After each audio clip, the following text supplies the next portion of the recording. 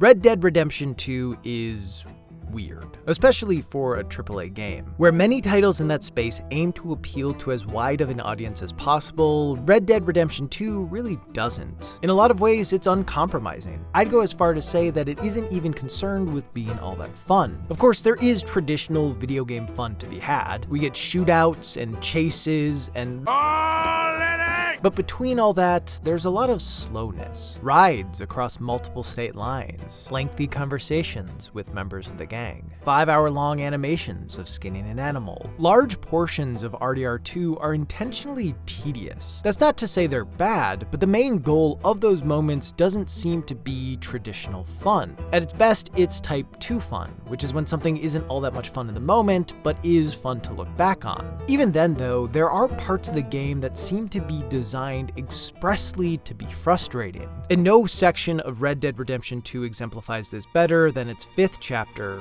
Guarma.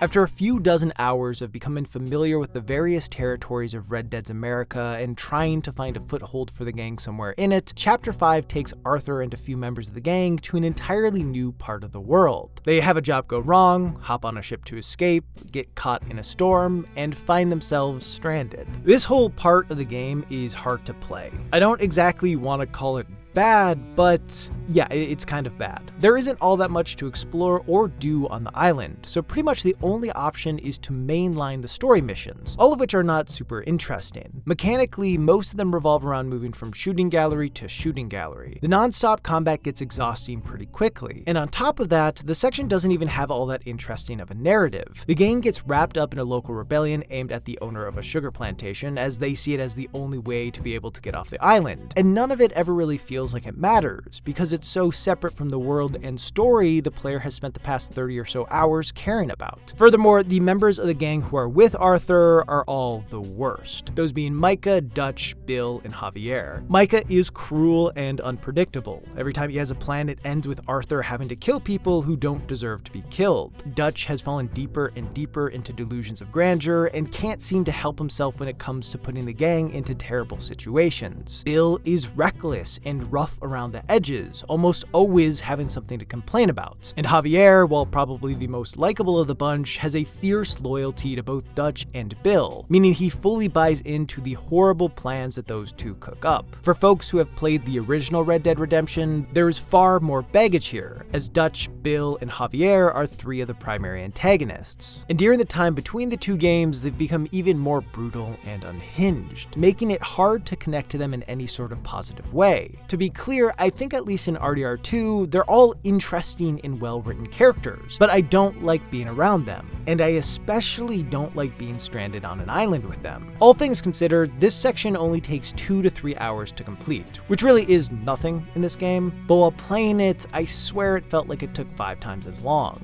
At first, I thought it was a failure in the game's design. Rockstar had presented me with a world and characters that I had grown to care about a fair bit, and then they pulled me away from it all right when the tension was highest, just to funnel me through a handful of boring fights with stakes I had no connection to. And honestly, it's still hard for me to look back at that section with anything other than frustration. However, it ended up having a pretty huge positive impact on how I approached the rest of the game. Before even getting to the Guarma section, I had started to rush things a little bit. After putting in so many hours, the exploration and side activities had lost a bit of their luster. Also, I could sense the game wasn't too far off from ending, although it definitely was further off than I thought. So my natural instinct was to keep moving forward with story missions so I could see how everything would resolve. By the time I hit Chapter 4, I was ignoring most things that didn't progress the story, and without those quiet, slow moments between missions to help recenter me, a sense of fatigue with the gameplay was starting to set in.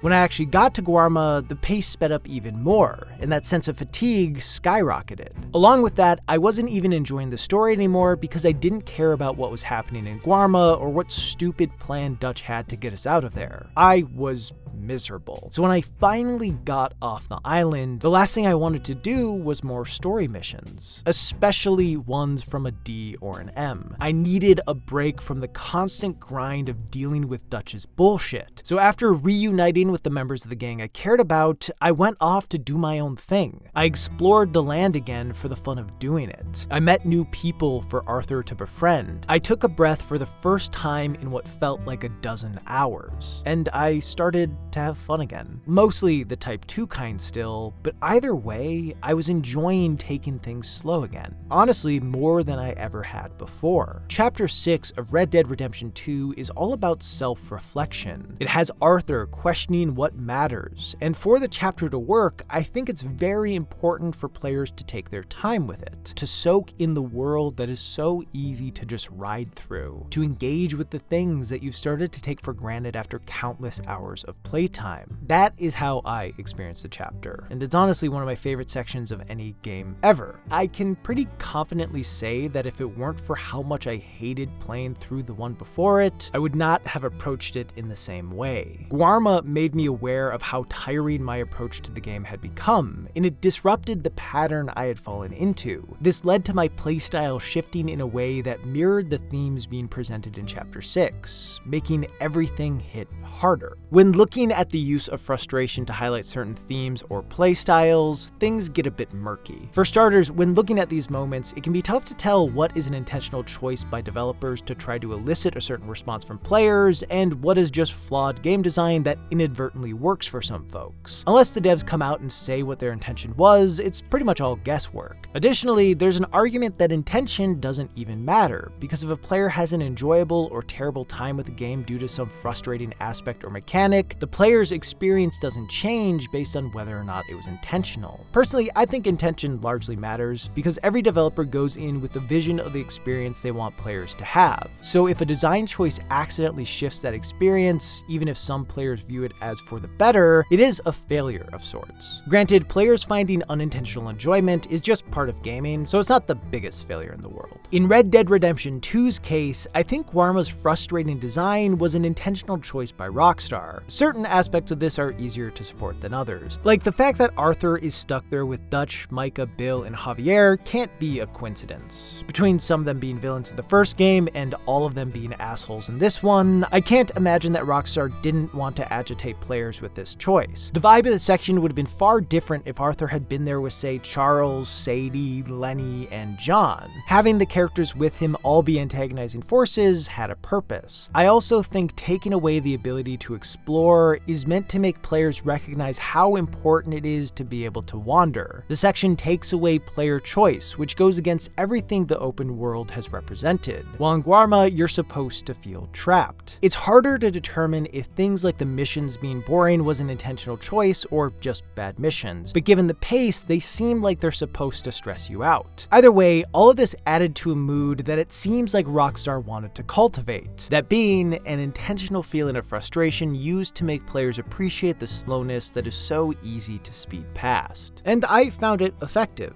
But the way a lot of people talk about Guarma, I don't think everybody did. And of course, that leads to the biggest question that pops up when looking at the intentional use of frustration in games. Is it worth it? Like any creative medium, there are countless emotions games can evoke from players, and frustration is one of the most powerful that a title can tap into. For those willing to push through the frustration and come out the other side better for it, it can create a massive emotional connection between the player and the game. One of the most obvious examples of this is Dark Souls, which has bred a community of die-hard fans through the shared experience of suffering. They trudged their way through trapped corridors and poisonous swamps. They clawed through each area, learning how to get past enemies without losing all of their heals. They bashed their heads against tough-as-nails boss fights that sometimes just seem unfair. And eventually, they got good. People love FromSoft not just because their games are well made, but also because players become personally connected to them. Like, I didn't know the true meaning of anger or joy until I fought and later beat Ornstein and Smo for the first time. All of those hours of frustration players put into the games are rewarded with an incredible sense of relief that is almost addictive. Folks feel linked to the various worlds FromSoft creates partially because they earned their way through them. Of course, the trade-off here is that certain players will have absolutely no interest in playing a game that's centered around being frustrating. While I generally have a high tolerance for dealing with these kinds of aspects in games, there are a handful of titles that I tried my hardest to get into but just couldn't handle. The most notable being Pathologic 2, which on paper sounds like it should be one of my favorite games ever, but in practice, it made me lose my mind. Every action I took used up valuable time or resources, and I'd go off to do something for a few hours and come back with nothing to show for it except more hunger and exhaustion. It's a game that I want to get through because I envy the way people who adore it talk about it. They hold the experience in such a high regard, and I want that feeling. But anytime I plan to boot it up, I just can't bring myself to do it, as I don't want to deal with the stress. For this reason, a lot of games that seemingly use frustration as a tool to elicit certain player responses end up being extremely polarizing. For every person who buys into the frustrating aspects of a game and connects to the material because of it, there's also someone who finds no benefit in the frustration and walks away without any meaningful payoff. And that can be a really disappointing feeling to experience, especially when it's a $60 game that you thought you'd love. Take The Last Guardian. When people talk about it, there is very little middle ground, because it was a long-awaited follow-up to one of the greatest games of all time, and instead of scaling massive beasts in order to take them down in an epic fashion, you spend most of the game waiting for one to understand what you're trying to get it to do. Trico is slow and disobedient and often annoying, but there are these moments where your new giant pet comes through for you in a way you didn't think possible, and it just feels so good. Struggling with the messy controls and seemingly inconsistent AI is what makes The Last Guardian work, because when you figure out how to rely on Trico and have Trico rely on you in spite of all the barriers of communication that get in the way, the struggle starts to feel worth it. It's one of the few games I've played where I felt like I personally bonded with a character. Trico is my pet, and it's impossible to forget that feeling. However, many others walked away from it feeling like it was a janky, dated, disappointing mess. And it's hard for me to say they're wrong, because I do get it. It's just that those frustrating aspects resonated with me in a way they didn't for others. The Last Guardian takes a lot of risks with its tone and mechanics, and those choices didn't pay off for a lot of people. This general philosophy applies to everything in life. Some people like stuff that others don't. Duh. But it is hard to ignore that these kinds of games evoke stronger feelings of love and hatred than ones that don't take the same risks. The most intense example of this I've ever seen came with The Last of Us Part 2. It's a title where huge chunks of people view it as one of the most meaningful games they've ever played, while many others see it as manipulative and poorly written. And certainly some takes have been made in bad faith, but obviously not all of them. The divide is massive, and when I hear people talk about it, it sometimes sounds like everyone played different games. At the center of a lot of love and hate this title gets is the character Abby. And look, it's pretty much impossible to discuss this topic without getting into spoilers, so while I'm not going to ruin everything, I will be going into some major events that happen throughout. The big one being, at the start of the game, Abby kills Joel. And it was a hard moment to process, because after playing through the first game, I had grown to care about Apocalypse Dad a decent amount. So to see his time cut short in such an unceremonious way was painful. To be clear, going in, I was pretty positive Joel would die, but I thought it would be at the end with him doing some heroic shit to save Ellie, and not this. As I played as Ellie on her quest for revenge and experienced the flashbacks of her times with Joel, I started to feel something close to actual grief, which, like my bond with Trico, is pretty wild to feel with a fictional character. Honestly, it was an uncomfortable thing to carry with me throughout the game, and that feeling was only compounded by the way the narrative explores Ellie's grief. I watched as she learned of the ways Joel had lied to her and taken away her agency. I felt that conflicted mixture of love and anger towards him boiling inside her. It was complex in a way that actual grief is. I wanted Ellie to feel some kind of peace, and I wasn't convinced revenge would give that to her, but I knew she needed a confrontation with Abby to be able to work through it. And then right when I thought a resolution was coming, the momentum that had been building for the past 12 hours came to a complete halt, and I was sent back in time to the beginning of Abby's story. And this choice lost a lot of people. It was hard enough to deal with Joel being dead right off the bat when everyone thought this game would be another adventure between him and Ellie, but then to be forced to play as the person who murdered him just felt cruel. And it is. But there's obviously purpose to it. As I watched Abby's story unfold, I began to understand and care about her, partly because she reminded me a bit of Joel. I never forgave her for what she did. In fact, even now, a part of me still hates her for it. But I did understand her. And as I learned about her life, I wanted the best for her. And yeah, narratively it was frustrating to be pulled away from the characters I had grown attached to and then put in the shoes of one I was predisposed to hate. But it opened the door for me to connect to her in a complex way. A major theme in The Last of Us Part 2 is learning to live with someone that you can't forgive.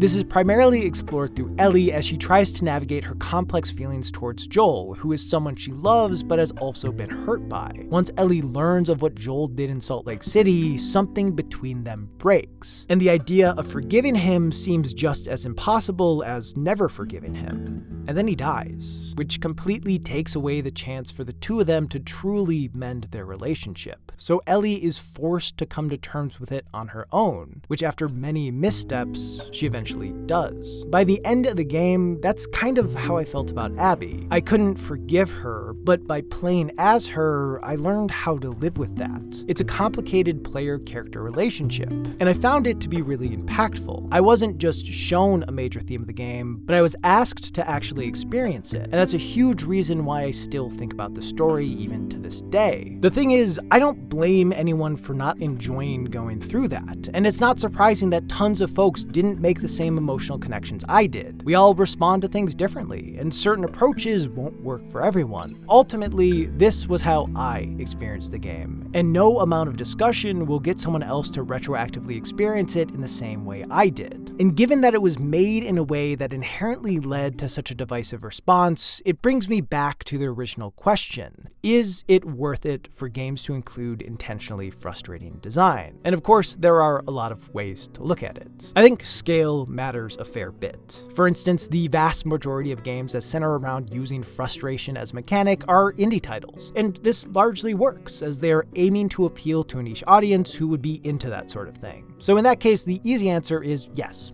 Obviously. Things get a bit muddier when looking at bigger titles though. From a consumer standpoint, a studio putting out a game with an established fan base and then adding elements that will knowingly agitate a sizable portion of folks who buy it is a tough look. Red Dead Redemption 2 doesn't draw nearly as much anger as The Last of Us Part 2, but both have caught a lot of flack for being so uncompromising in their vision. They are unafraid to leave people who don't buy in behind. And for those who have enjoyed previous work they've done, I imagine that feels bad, especially when they're spending money. From a developer standpoint, putting out a game that is the exact one you wanted to make seems incredible. Most games, especially AAA titles that cost a lot to make, have to compromise to the mass market, and to be able to break away from that is something I guess most creators dream about. Really, the success of The Last of Us and Red Dead Redemption, along with pretty much everything else Naughty Dog and Rockstar have done, made it so their sequels were guaranteed to sell well, putting both in a place where they could take risks. So it isn't a huge surprise that they did. I think if a developer has a specific vision that they want to make, they have every right to do it. But also, they have to go in with the understanding that folks who used to be fans might not be anymore. From a selfish standpoint, my answer depends on how I personally responded to any specific game in question. If it worked for me,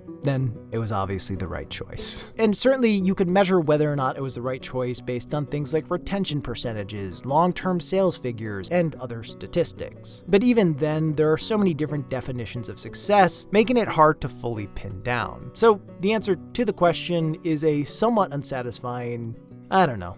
It depends on what's important to you. To be clear, if you think something is poorly designed or written, you shouldn't excuse it just because it worked for other players or was an intentional choice by the developers. However, I think there's a lot of value in trying to understand why people both love and hate a specific thing, and that often takes examining those aspects. Personally, I think frustration is a very valuable tool, and I'm interested to see developers continue to experiment with incorporating it as it can create such a powerful connection between the player and the game. I just hope that the next game I play that uses it works for me.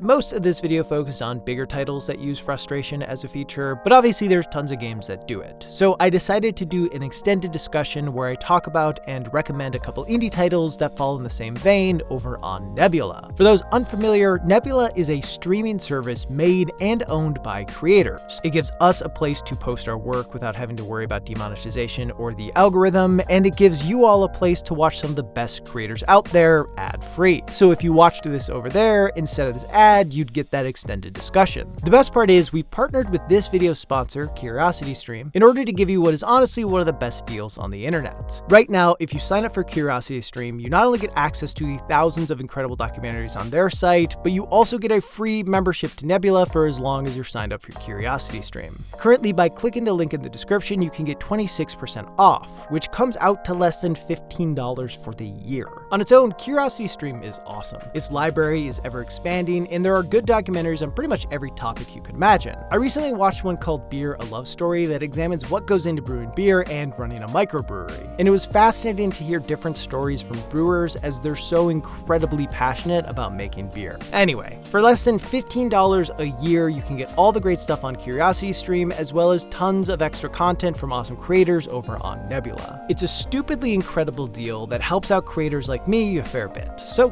give it a look. Thanks to CuriosityStream for sponsoring this video. For everyone still watching, thank you so much. This channel is partly made possible because of my patrons, so thank you to all of them, and a special shout out to Elfinrez and WilliamGlenn8 for being honorary bagbutens. I appreciate you. So yeah, have a great day and or night, and I'll see you in the next one.